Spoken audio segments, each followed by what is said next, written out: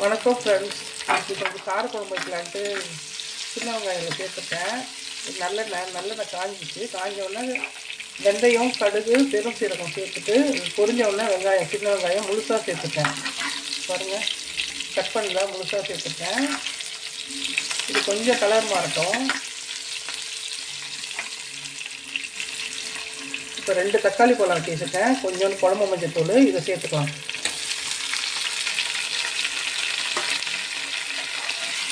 கொஞ்சம் கல்லுப்பு சேர்த்து வதக்கும் போது ரொம்ப ஈஸியாக வதங்கிடும். நல்லா கொஞ்சம் குழைய வேகட்டும். கல்லுப்பு சேர்த்துட்ட பாருங்கள். இதோடு சேர்த்து வதக்கும் போது நல்லா ஈஸியாக வதங்கிடும். காரக்குழம்பு பொறுத்த வரைக்கும் புளி கொஞ்சமாக ஊற்றிட்டு தக்காளி பழம் நிறைய போட்டிங்கன்னா நல்லா டேஸ்ட் நல்லாயிருக்கும். இதுக்கு ஆல்ரெடி சென்னா கொஞ்சம் வேக வச்சுருக்கேன். இது வெந்தனால லாஸ்ட்டில் நம்ம சேர்த்துக்கலாம். இது கொஞ்சம் வெந்துருச்சு. நான் சுண்டலுக்காக வச்சுருக்கேன். சுண்டலுக்காக பண்ணேன். சரி, இது கடைசியில் சேர்த்துக்கலாம் அப்படின்னு சொல்லிட்டு இப்போ போட்டால் கொஞ்சம் குறைஞ்ச மாதிரி ஆயிரும். அதுக்கு அதனால் வெந்துருச்சு பாருங்கள். கத்திரிக்காய் நம்ம நீள் வாக்கில் இப்படி நாளாக வெட்டி இப்படி வச்சுக்கலாம். இது எண்ணெய் கத்திரிக்காய் குழம்பு தான். இது நல்லாயிருக்கும். இந்த மாதிரி கத்திரிக்காய் இப்படி வெட்டி வச்சுக்கோங்க. அப்போ எடுத்து சாப்பிடும்போது ரொம்ப நல்லாயிருக்கும். எண்ணெய் கத்திரிக்காய் குழம்பு இது. அதுக்கு நல்லெண்ணெயில் தான் நான் செய்கிறேன். இப்போது பாருங்க, நாளாக வெட்டும்போது பூச்சி தான் நமக்கு தெரிஞ்சிடும். புளி ஒரு சின்ன எலுமிச்சை சைஸ் புளி தான் நான் கரைச்சி வச்சுருக்கேன். புளி கொஞ்சமாக சேர்த்துட்டு தக்காளி பழம் நிறைய போட்டுக்கிட்டோம்னு வச்சுக்கோங்க, நல்லா டேஸ்ட் நல்லாயிருக்கும் காரக்குழம்பு பொறுத்த வரைக்கும். இந்த டைமில் நம்ம கத்திரிக்காயை போட்டுக்கலாம்.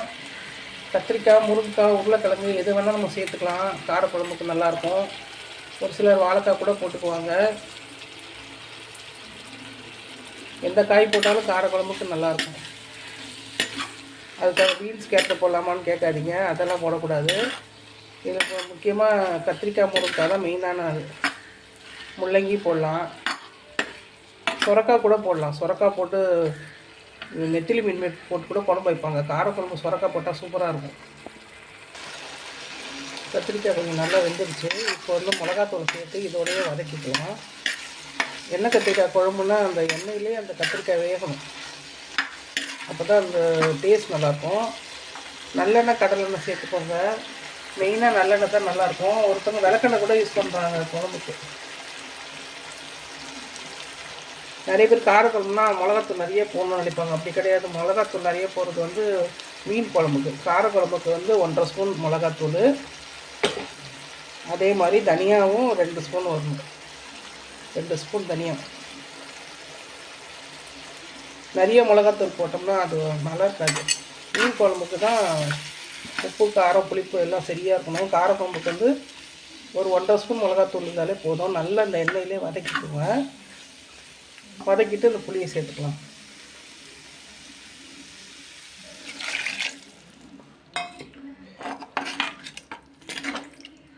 இது சுலோலையே கிட்டத்தட்ட ஒரு 10 நிமிஷம் அந்த கத்திரிக்காய் வேகிறது தான் கணக்கு. நல்ல எண்ணெய் பிரிஞ்சு வந்ததுக்கப்புறம் நம்ம பார்க்கலாம்.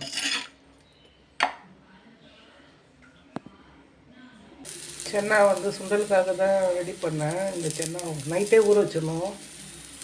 இது நிறைய பேருக்கு தெரியும். என்னுடைய சமையல் நிறைய பேர் வெளிநாட்டு இந்த சமையல் பார்த்தா நாங்கள் கொஞ்சம் கற்றுக்கணும்னு சொல்கிறாங்க. அதுக்காக செய்கிறேன்.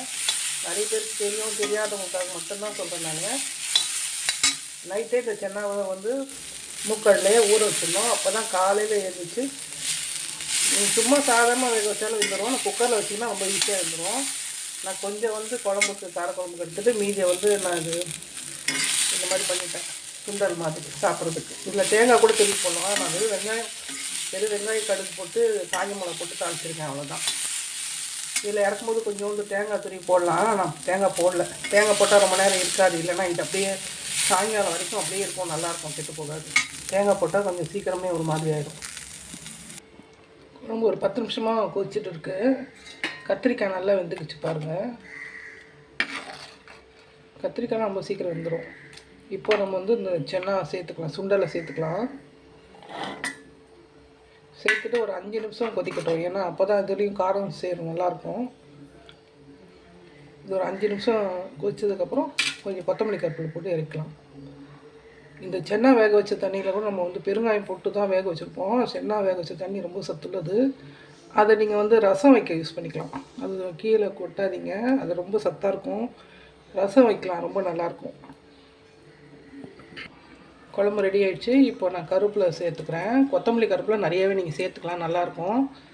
இது நல்லா சாதத்துக்கு டிஃபன் கூட நல்லாயிருக்கும். இதில் தேங்காய் நீங்கள் ஊற்றுறாந்தா இந்த ஸ்டேஜில் நீங்கள் தேங்காய் ஊற்றிக்கலாம். தேங்காயும் கொஞ்சம் பெரும் சீரகம் வச்சு ஊற்றிட்டிங்கன்னா இந்த டேஸ்ட்டு வேறு மாதிரி இருக்கும். நான் இன்றைக்கி தேங்காய் ஊற்றலை, சும்மா தான் வச்சுருக்கேன்.